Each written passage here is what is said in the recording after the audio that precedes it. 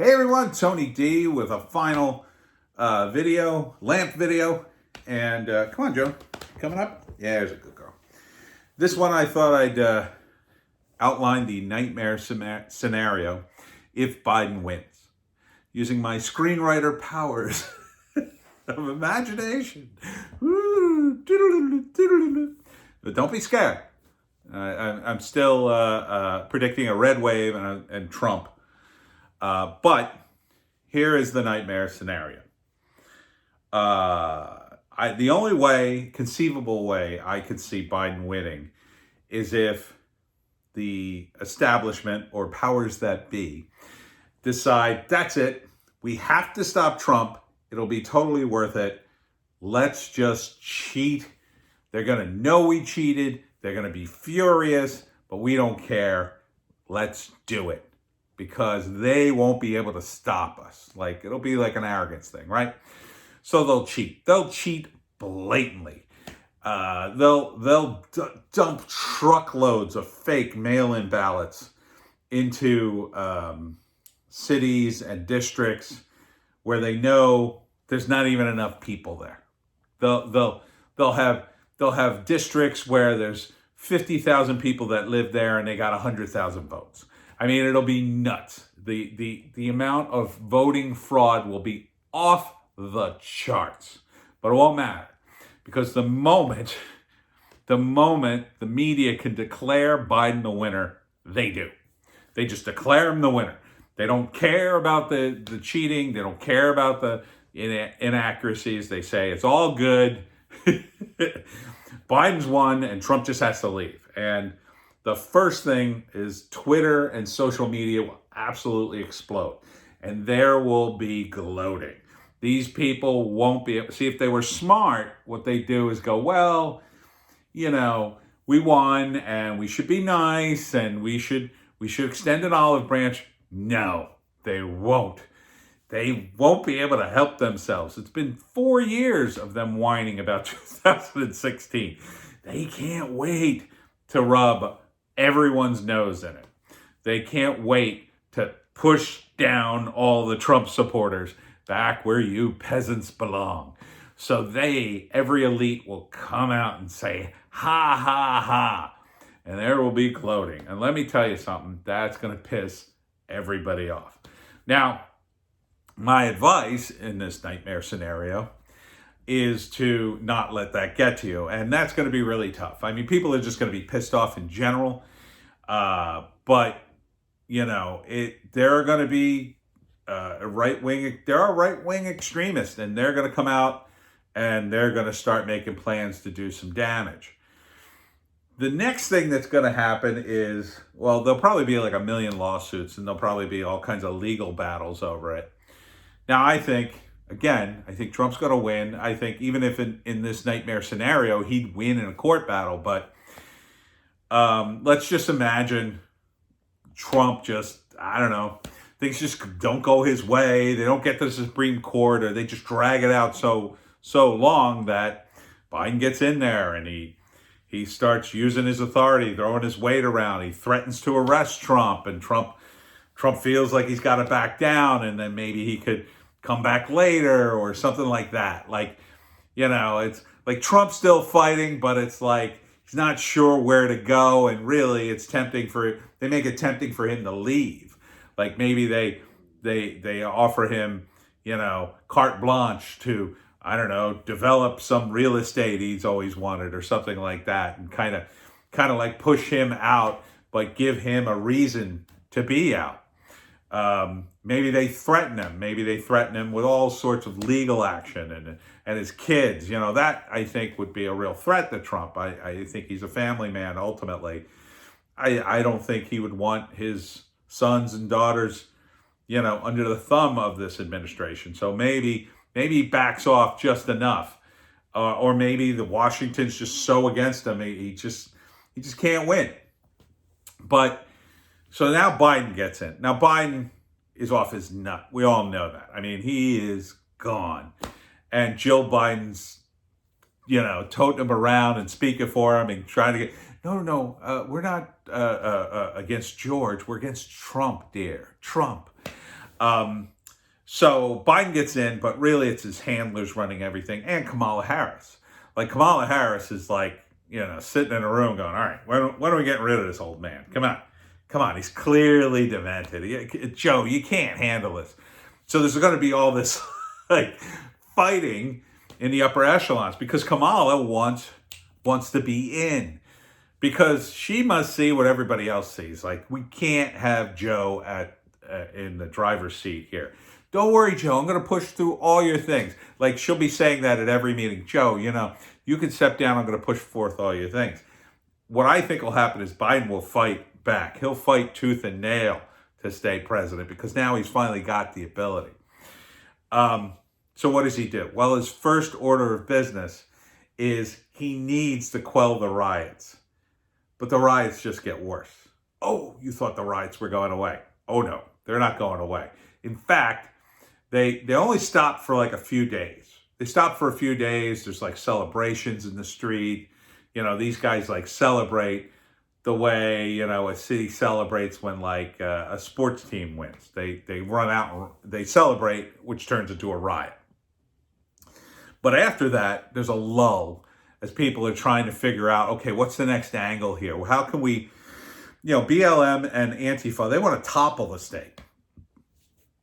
So what they might do is give Biden a little time to see if he'll enact any of the things that they want him to do.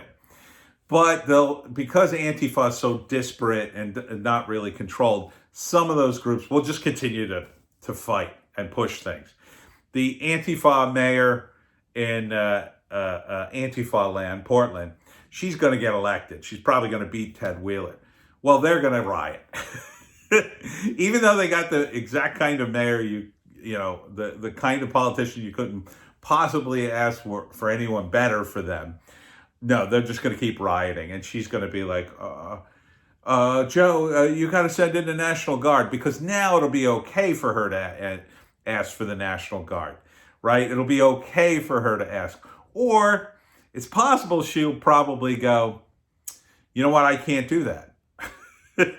But Joe may force her to take the National Guard if things get out of hand. So whereas Trump was very reluctant to use the Insurrection Act, Biden will, Insurrection Act, we can use that? Yeah, let's go. He'll use it in a heartbeat. And the media will cover him for it. It'll be like night and day, when people were saying, oh, Trump's a dictator, and if he uses the Insurrection Act, that's when we know our democracy's dead. Then it'll be all these Salon and HuffPo articles like, the Insurrection Act is really an important tool for a democratically elected president. And suddenly it'll be a wonderful thing. Biden will send in the troops and he will crush Portland. Crush it. Now, the mayor of Antifa won't like that, but she'll suck it up and be quiet because she's a politician and she's on the left. She's not going to fight Biden because all his operatives will show up in town and go, listen, we're going to crush these riots and we're going to do you a favor. And she'll go, but wait a minute, I don't want that. They'll go, well, it's making him look bad, so you're going to have to suck it up and go on TV and say how great this was and how your streets are safe again. And even if she balks at that, they'll go, well, we'll replace you. See, she ain't going anywhere. She'll knuckle under, in my view. And Portland will be as quiet as Christmas. And that'll probably set off Seattle, and Biden will have to send the troops in there too. Meanwhile, all the things that Trump did, they're going to start to try to unwind it. Now, the thing with the justices, forget about it. They will ignore that from day one. They'll never pack the courts. What's easier to do is pressure the court. They'll pressure them, and they just won't send things there. They'll just keep the cases out of the court to begin with, using legal trickery. So they're not going to pack the court. You'll have AOC and a few diehards pushing that, but and you got to understand too that they probably still won't have the Senate, no matter how good it goes for the Democrats. There's no way they get the Senate back this time around. Um, if they get the Senate back, well, we're looking at very dark times. But it's very unlikely they're going to get the Senate back. But even if they did, Biden isn't going to be that brutal, but he will undo the tax cuts. He'll raise the taxes like he promised, but not that much. He's not going to ban fracking. No, that was a total lie. He will, though, make the money situation bad. Oh, and his scientist, a few weeks into his administration, will come out and say, oh, it turns out we may have overestimated the beer virus, and really lockdown's a bad thing. The WHO said that. And suddenly, all the lockdowns will cease. All the Democratic states will open right up. And mask? Oh, no, you don't have to wear a mask. In fact, they said that in the Spanish flu era, people wore masks and it actually made them sicker. So don't wear a mask. They will reverse 180 on the beer virus, which for a lot of people in the beginning, this will be a great thing. As much as Biden's going to be a disaster, in that moment, that'll be great, because in that moment, things will feel like they got back to normal for a short time. It'll feel like, well, we don't have to deal with that. Everything is open again. Movies are back. Everything's back. Restaurants are back. Yeah, a lot of things are closed, but they're kind of coming back. But understand they'll be coming back because of what Trump did, not anything that Biden's doing. As things start to come back, Biden will be there going, oh, what can we tax? What can we regulate? What can we do? And slowly, he'll get that growth, that momentum from the Trump economy, but slowly it'll start to go down. Now, the stock market's going to crash the moment he's elected, but it'll come back. It'll go right down the toilet, but it'll come back, albeit slowly, and not like roaring back like it would with Trump, but it'll come back. We're not going to go into a worldwide economic depression unless Biden actually is serious about closing down the country for 3 months so everybody can put on a mask and sit in their house and watch themselves go broke. He's not going to do that. No, his advisors will tell him, no, it's a terrible idea. We were only doing all this stuff so you can get elected. You don't even need to do it. I mean, that'll be the thing. Well, what do we tell people? Oh, well, the science changed. The science changed. Look at the WHO. They've been telling us don't wear a mask. It's fine. It's fine. You'll spin it. So that's what you're going to get. I mean, you're going to get a ton of infighting, right? You're going to have the AOC crowd pulling to the left, trying to pull Biden further and further left. Biden will throw him crumbs, and Kamala, same thing. Kamala will throw him crumbs, because understand, Biden's almost out to lunch. Kamala, she's so, in my view, inexperienced. She's going to listen to all the oligarchs, all the people around her, all her handlers. She'll listen to them, because she doesn't have a dynamic person. They'll say, well, why don't you enact this policy? Okay. I mean, what else is she known for other than laughing and putting people in jail?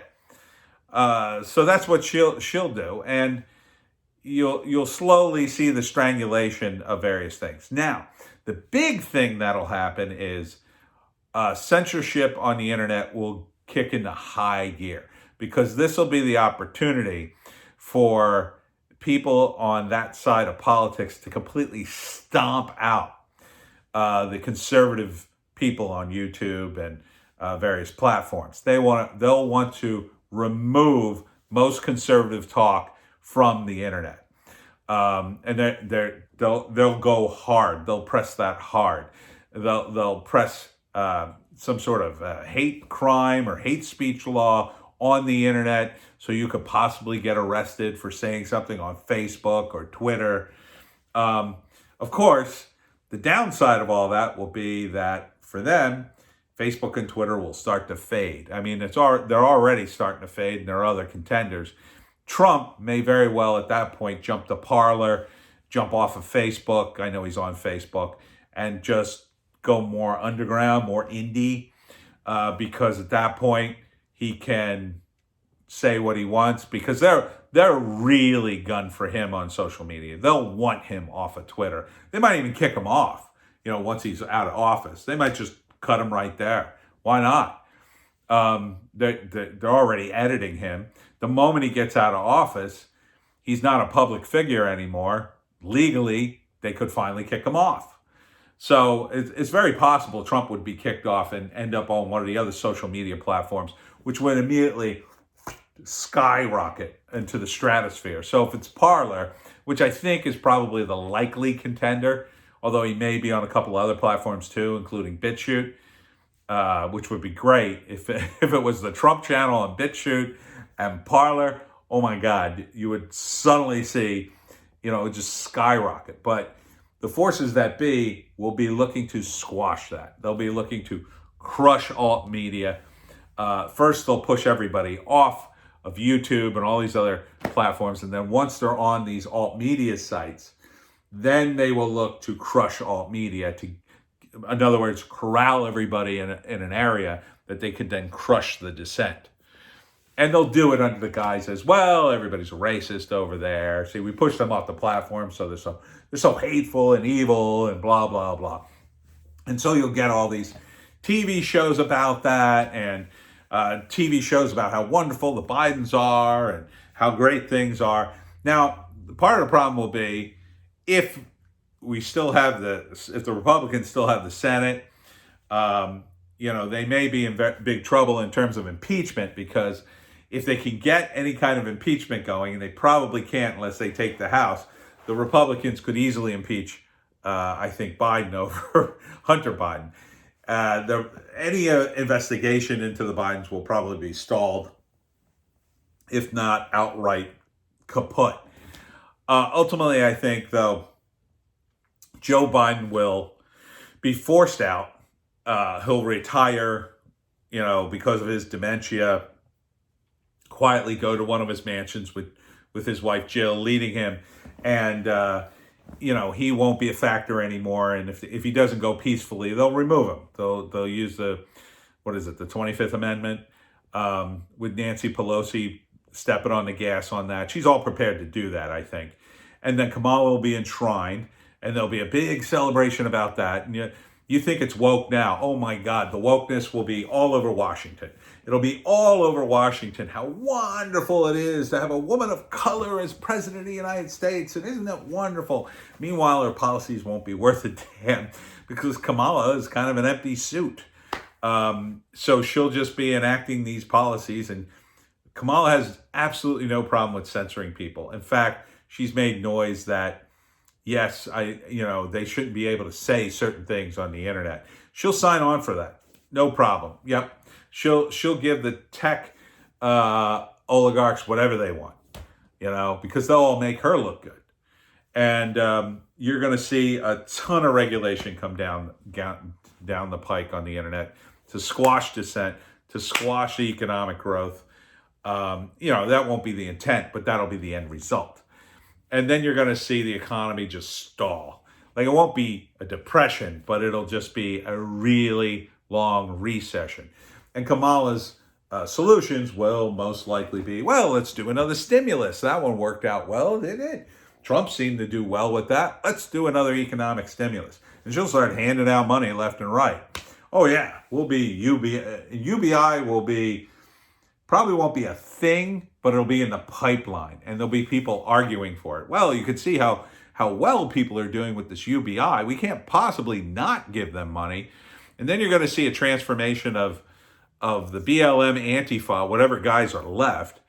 You're going to get the remnants of them. They're going to reorganize and rebrand, and some of them are going to come back as proponents of UBI. Peaceful, yeah, now they'll be peaceful, like actual peaceful protest. And they'll be big proponents of UBI. And that'll be the next push. They'll push and push and push for UBI. And Kamala won't give them UBI because nobody really wants to give out that much money. But what she might come up with is some half-assed compromise, which will be sort of akin to welfare or maybe a negative income tax, where it's like, well, you can qualify for some government subsidies depending on your situation. But ultimately, that only just encouraged people to go on a form of new federal welfare. And it will be a disaster. And then by 2024, I think you would see a massive resurgence in the GOP. Certainly in the midterms, they would get absolutely shellacked. Kamala would be a lame duck president for another 2 years. And then you would see the Republicans, if any of them learned any lessons during the Trump era, if not Trump himself, some Trump-like protege would come forward with Trump's blessing, probably, and take it in 2024 and really crush the Dems. But I think, to wrap this up, the Dems going to get crushed this time. 2020 will be the UK 2.0 election, in my view. Part of the reason I say that is because I look at Sargon of Akkad, who's in the UK watching this from afar, and, he's a little bit outside of it. He does support Trump, and he's made some noise about that, but ultimately he's not an American. And so he's standing on the outside looking at it, and he's like saying, he's seeing the same similarities to what happened in his country. So I think he's definitely onto something. And I think it's just going to be an absolute red wave. So don't be scared of my nightmare scenario. The red wave is a coming.